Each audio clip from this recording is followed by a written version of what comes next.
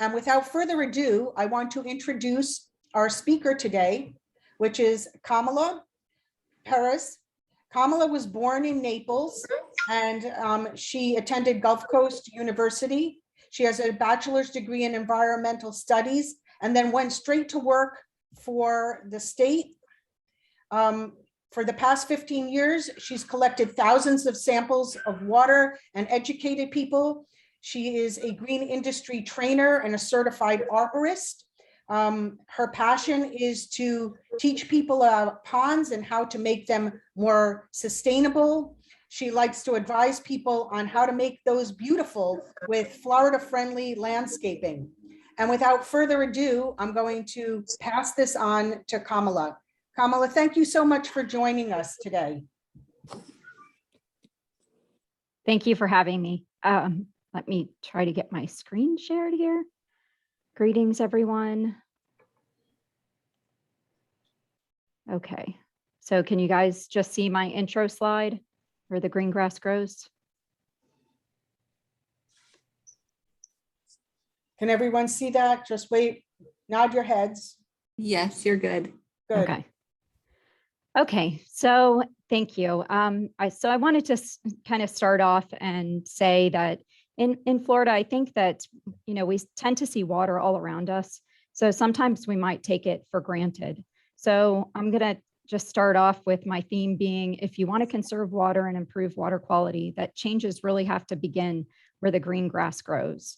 I propose that if everyone could actually take a minute and learn the principles of Florida-friendly landscaping, that Florida would actually be in a lot better place tomorrow. So during our time together, I'm hoping that I can empower everyone to make some changes in their own yards to make a big difference in South Florida. So when we're talking about water resources, before we can really have a conversation about water resources, we have to kind of consider like where is water and where might we waste it the most. So what water are we talking about, right? We see water all around us. Are we talking about the water in our natural areas like this? Are we talking about the water at the beach? Are we talking about the water that we drink or the water in the ground? Or what about the water that we're using in the house? Are we trying to conserve that water? Or are we talking about the water that's in our streets, in the canals, in the ponds, or in our front yard? So I know like it gets complicated thinking about where water's at. So I wanted to stop and do just a thought check for everybody. In an average Florida household, about 50% of the daily water consumption that's used is used for what purpose? Just trying to get a poll of what you guys think and where everybody's at. Do you think it's for flushing toilets, for bathing, drinking and cooking, landscape irrigation, or washing clothes and dishes? So if you guys can just take a second and pop your responses into the chat, then Bridget and Anna are going to help monitor, and we'll try to stop and have a question and answer session.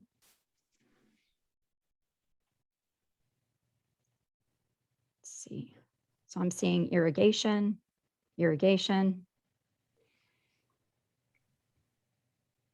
flushing. Yeah. Just trying to get a gauge of where everybody's at.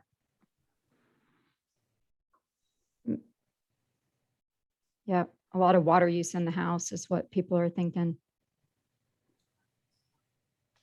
Okay. It's sort of a tie between flushing and irrigation. Yeah. So actually, if you said irrigation, that is the top use. So approximately 50% of Floridians' daily water consumption is actually used for outdoor purposes like landscape irrigation. And that actually the EPA and the South Florida Water Management District say that that's about 20% higher than the national average. So compared to other states, we actually use a lot more water down here, and it's for landscape purposes, which I'm sure if we all think about it, it makes sense because we've got such an extended dry period that we're trying to keep all of our landscapes green during that time. So landscape irrigation. So I want to take a step back, and I know this may seem kind of juvenile and silly to some of you, but I'm a grade school teacher too. So I spend a lot of time working with kids and doing elementary and middle and high school education. So I want us to take a step back because you can't really have a good conversation about water resources unless you understand the journey of a water drop. And it's a good reminder of how important water is to all of us. So if we think about the water cycle, right? The sun obviously heats up any of the surface water. So whether it's in an ocean or in a lake or in the canal, and then as it turns to vapor, right, through evaporation, then it goes up to the clouds. The clouds condense and get heavy, and then we lead to precipitation, or rain. So rain is actually where things start to get interesting. As the rain falls, it can travel in so many different directions. So I want to focus on the parts of the water cycle that we can impact the greatest. Let me see if I can do the little laser pointer thing here for a second. So can you guys see my laser pointer? Yes. Okay. Yes. All right. So if we're talking about, I just wanted to kind of zoom in over here on the surface water part. So when rain falls in our neighborhood, obviously it can go a bunch of different directions, like I said, but we often forget about any of the water that disappears into the storm drains. So I am going to talk a little bit about stormwater runoff, and that's why we've got the little pond over here, and we're going to talk about ponds and then how that water actually infiltrates or percolates into the ground. And that's where our groundwater stuff comes in. So that is, I'm trying to get my laser pointer turned off now. The pointers are great, but they're not fantastic for like being able to use them. So that's what I'm actually going to go over in some of these next slides. So when it falls in the yard, it can go into the ground, right? And if you let it sit on the ground as long as possible in those depressed areas, whether it's a wetland, whether it's a pond, or even a swale in the front of your house, that'll actually allow the surface water to infiltrate, right, or percolate into the ground, and that recharges our aquifers and gives us more drinking water. So it's impossible in my head to separate groundwater from surface water because those two things go together, and groundwater is what 96% of Collier County actually drinks. So if you live in Collier County, you're drinking groundwater from somewhere, whether it's your potable well in your backyard or whether it's from the public municipal supply, which is being provided to you. I read a publication actually recently, and it was a IFAS publication, but it was talking about information from a USGS survey.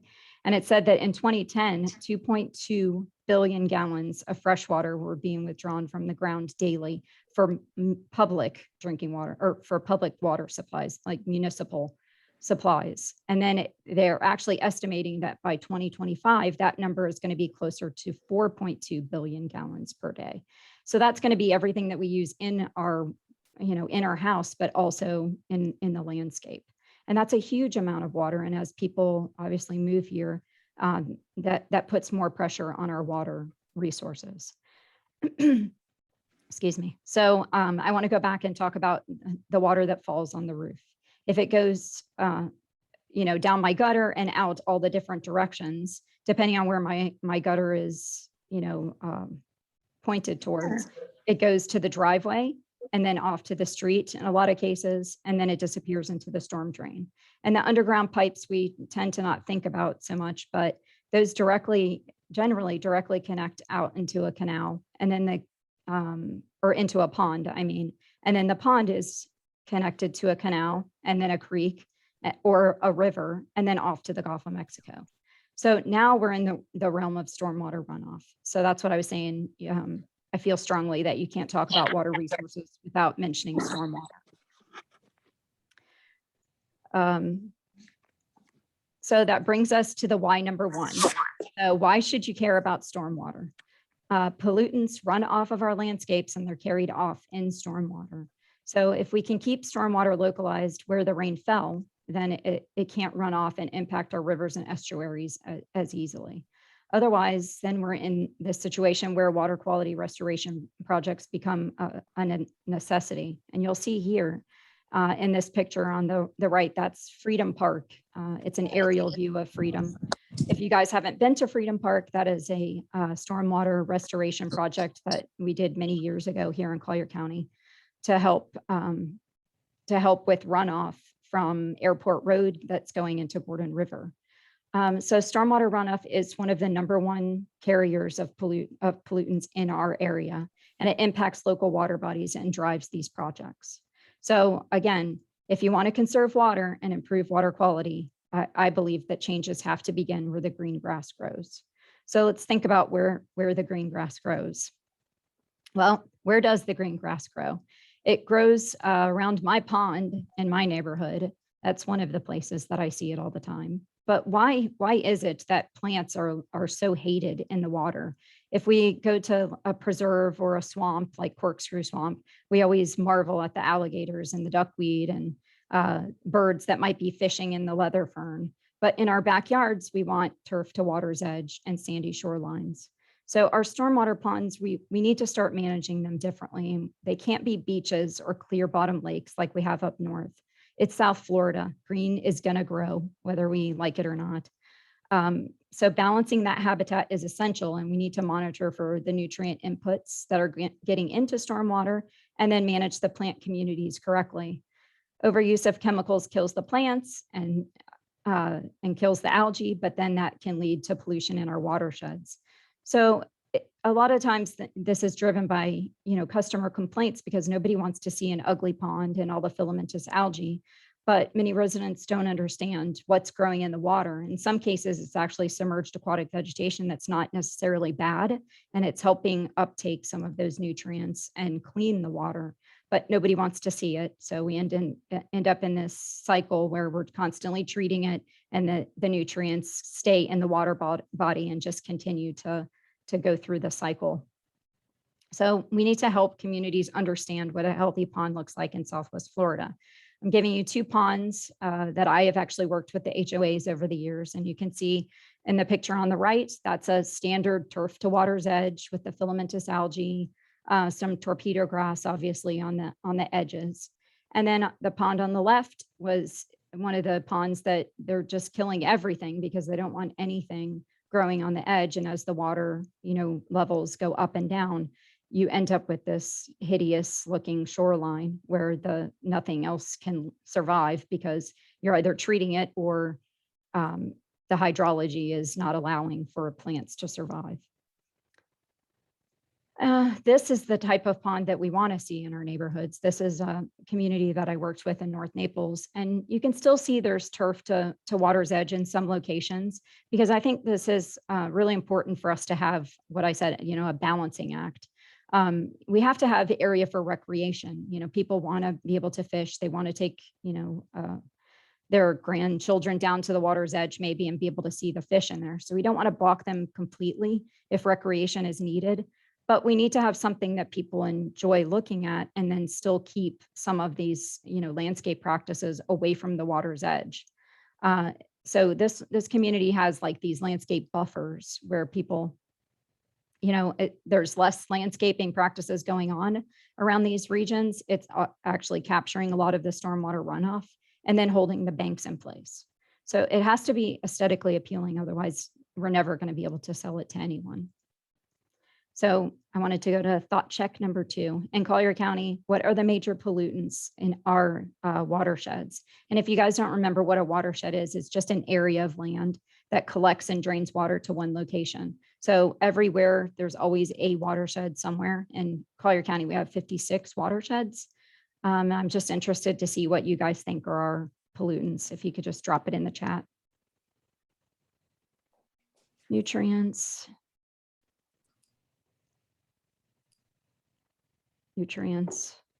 Come on, guys. Give me some more answers. It's supposed to be more of an interactive conversation. So if you guys have questions and you want to raise your hand, we can stop and have a chat about something before I move on. I don't have too many slides today, so. Sediment, that's a good answer.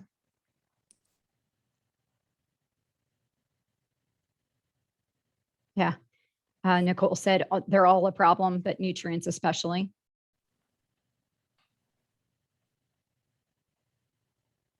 Nitrogen and phosphorus, so nutrients. Yeah, I didn't break down. I'm lumping things, obviously.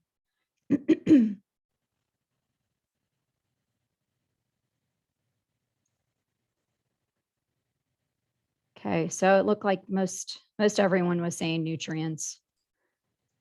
So if you said nutrients, if you said heavy metals, if you said bacteria, those would all be correct, actually. So I wanted to get into a little bit more information about local water quality issues. So heavy metals like copper are actually degrading 5 of our 56 watersheds. If we're talking about nutrients like nitrogen and phosphorus or chlorophyll concentrations that are elevated, that actually is considered 13 of our watersheds are considered polluted.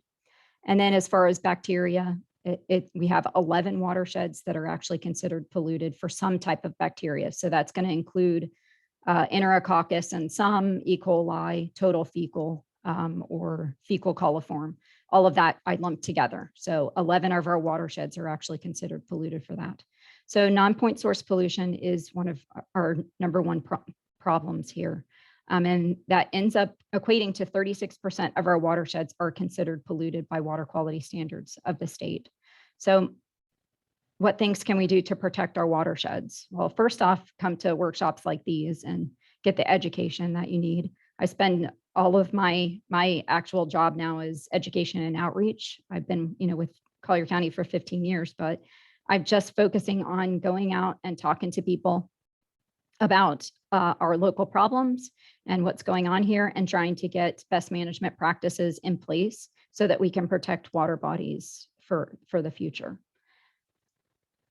So that brings us to how number one. I wanted to make sure that I was putting in the why and the how as part of the series that Anna and Bridget are trying to put together. So we need to start thinking about stormwater ponds as a water resource. That's our how number one. So how can we do that? Stormwater ponds are an essential part of the water cycle, and conserving those water resources is essential to keeping our water clean. So we know they're for flood control.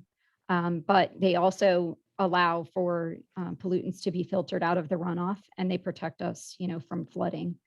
But the better we manage them, the better the water cycle will be, and the better we're going to have long-term water resources for the future.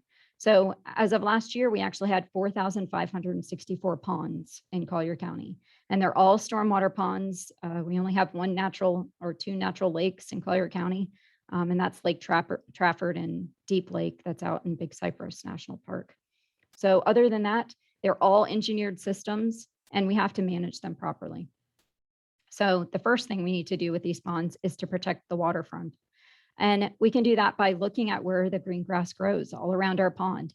Keep the landscaping practices back away from the water, and then manage the plants properly. Know what plants are actually in the water.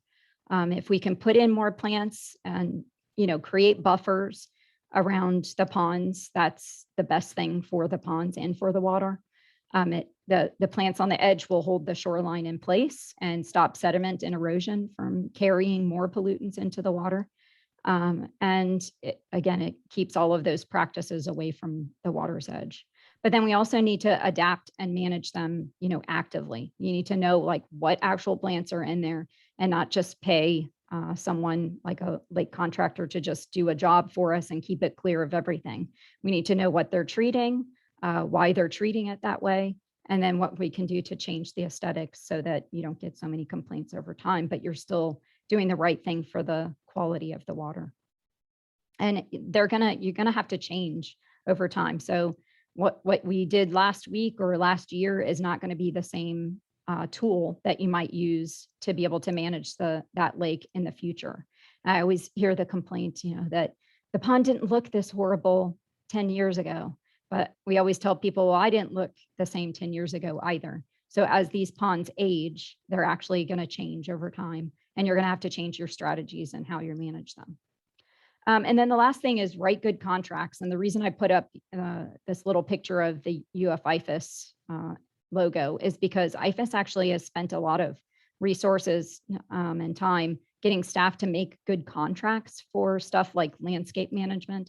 And they'll have a checklist of how to hire a good landscape contractor and how to implement a contract that actually will protect water resources. I'm going to talk more about Florida-friendly landscaping, but just so you guys all know, Florida-friendly landscaping is actually an entire concept and program built around water conservation and water protection. So everything is it all comes back to conserving water resources. So stormwater ponds are often the second stop, right, from runoff, because the first stop is really going to be the green grass in your yard. So let's talk about the green grass in our yard for a second. We tend to love our landscape plants to death, I think. A leading cause of plant death and disease is actually overwatering. Us master gardeners actually have a saying that you can't be a master gardener until you've killed a few landscape plants. So we get it, but we tend to think that watering, like if the plant doesn't look good, let's just throw more water at it. But that usually ends up being one of the main problems, because they get more fungus, they get more pests, and then they die of disease and overwatering. But do you monitor rainfall? Do you turn off your irrigation system when you don't need it? Do you know how much water is actually coming out of your sprinkler system? We give away rain gauges regularly so that people are actually monitoring. Do you have a working rain sensor? And I brought a rain sensor. Can you guys see that? So this is an actual tool that's actually required by law. If you have an automatic system, irrigation system on your house or any commercial building, it's actually required that you have one of these rain sensors that will stop the rain or stop the irrigation system during a rain event. So if one of those are not working and it's irrigating in the rain, that is obviously a huge waste of water, but we see it all the time. Have you guys ever reported it though? Have you ever seen like sprinklers watering on the road? And in our own landscape, do you guys even try to capture and keep any of the rainwater on your property? I mean, I know rain gardens and rain barrels, they don't hold very much water, and we get a lot of water during rainy season. But every little bit that we can conserve at the point of origin actually keeps those pollutants out of our stormwater. So what about the chemicals that are being applied to your yard? Do you know what the landscaper is putting? I mean, is it herbicides just to kill weeds, or are they treating pests in the yard? Are they actually killing pests that are good bugs? Because in a lot of cases, we don't really know what landscape contractors might be doing. We just want them to keep the yard pretty. So that brings us to why number 2. Why should we care about irrigation? Well, overwatering depletes drinking water supplies, and it increases stormwater runoff. So again, back to the principles of Florida-friendly landscaping, those 9 principles are actually all based on stormwater pollution prevention. And it's a list of those landscaping best management practices that will conserve water, and they place the plants in a location. It's called right plant, right place. And the idea is that if you put the plants in the right spot, then they won't need as much water, they won't need as much fertilizer, and they won't need as much maintenance. And then we'll be conserving water and not using as many chemicals. So I like to say that Florida-friendly landscaping is the number 1 key. So if you, my top 5, that's going to be the number 1 that you're going to get a link at the end that you can learn more. But I actually help teach some of these classes as a master gardener. So if you guys are ever interested in getting more information for your communities on Florida-friendly landscaping and what everybody can do, you guys can reach out to me and I'll get you in touch with the horticultural agent at IFAS. So our how number 2, I want to talk a little bit more about what we can do in our actual yard. So the signs of overwatering are actually really easy to see if you know what you're looking for. This picture on the right is actually dollarweed, which I know everybody just thinks is a weed, but it's actually a wetland plant. And then if you can see the little bluish flowers, that is actually a wetland plant. So that is like a number 1 sign of overwatering. So if we can cut back the watering, nut sedges are also a wetland species in a lot of cases. So if you just scale back the watering, then a lot of times these plants will decline and they'll actually disappear. And then you don't have to use any herbicides to kill certain plants that you don't want. And then also, it's really important for us to all take control of our irrigation. I hear all the time when I'm working with communities, they say, well, the HOA controls the irrigation. but the irrigation is something that you should be able to take control if they're not doing it correctly. If the timers aren't on right and they're overwatering, that affects everybody. So it should be running, the irrigation system should be what I consider a well-oiled machine. It shouldn't overspray onto hard surfaces. It should only be on in the early morning hours. It should provide only about 3/4 of an inch a week and not too much more. You should be able to turn it off during the summer and adjust it seasonally if the landscape doesn't need as much irrigation. And again, that rain sensor or some type of soil sensor is a must if you want to conserve water. But if we're talking about water quality, then we have to go back to chemicals. So pay attention to the chemicals that are being applied in your yard. Ask your contractors to be transparent about what they're treating and why they're treating it and with what chemicals. As far as fertilization, we do a lot of education and outreach about the local fertilizer ordinance. And fertilizer is supposed to be no phosphorus. But if you go to the box stores, you can easily buy, a 10-10-10 fertilizer that's going to have a lot of phosphorus in it. So you have to know that 0 phosphorus in Collier County without a soil test. And at least 50% of it should be slow release form too. It shouldn't be like an immediate release fertilizer. If the community is using any type of recycled reuse water, which is treated wastewater, it's the purple pipes, if you guys haven't seen those before. If you see those purple pipes and it says that it's non-potable water, then the community is actually what I call fertigation. They're fertilizing and watering at the same time. So in a lot of cases, they don't even need to fertilize additionally. And as far as, grass clippings and leaf litter, those things really need to stay on properties and not make their way into any storm drains or into the ponds. And remove as much turf as possible and install native plants, especially native. There's a bunch of Florida-friendly landscaping plants that, if they're placed in the right place, they're ornamentals that are gorgeous, and they're also great plants to choose. But native plants, they're adapted to our Florida environment and they use less water.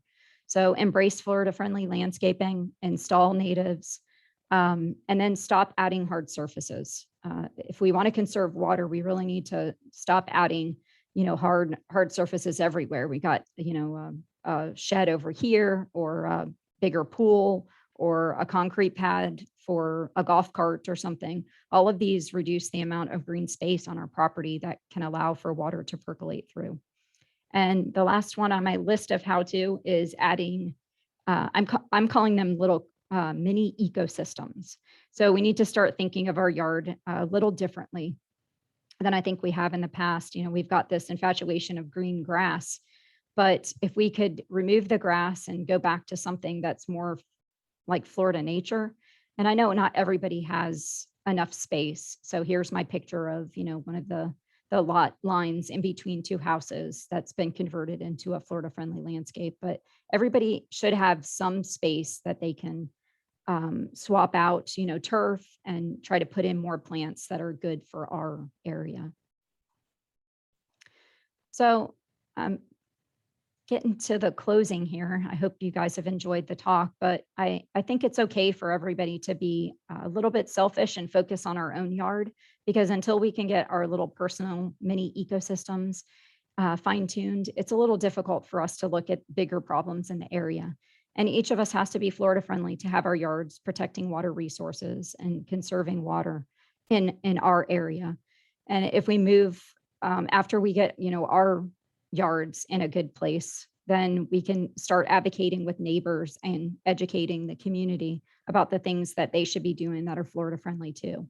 So all those same principles of Florida friendly landscaping can, be applied exponentially throughout all of our neighborhoods and communities. And then I think we would all be in a lot better place, and that will move us towards, improving drinking water supplies, because there's less chemicals, being used and less things getting into our watersheds. And back to, my theme at the beginning, if you want to conserve water and improve water quality, you really have to start where the green grass grows. And the green grass grows in our yards and in our communities' common grounds, in and around the ponds and focusing on Florida friendly landscaping and teaching others how to too is where I think we need to get. So here's the top 5 that I think we should all be doing to protect water resources. And these underlined, sections are actual hyperlinks that we're going to send to you. But number 1 is be Florida friendly. And then number 2 is take control of your irrigation. Number 3 is reducing that turf, getting rid of the turf grass that requires so much more maintenance than our native plants and replacing it with something that is Florida friendly. And then know what kind of chemicals are being applied on your property and, writing those contracts in a way so that you have some control over what's being applied. And if you see it, report it. And if you guys haven't heard of 311, you can actually dial it from your telephone in, as long as you're in Collier County, you can just dial 311 and it'll go to the non-emergency Collier County service. And anything weird that you guys see, if you see, white milky water washing off of a construction site, you can report it easily with 311. You can, report fertilization that doesn't look like it's proper. You can report whatever you guys are seeing, the over irrigation. So if it's spraying on a hard surface, that's a violation of the irrigation ordinance. So it really takes everybody kind of working together. But these 9 principles that you see on the left, this is where I think we all need to start.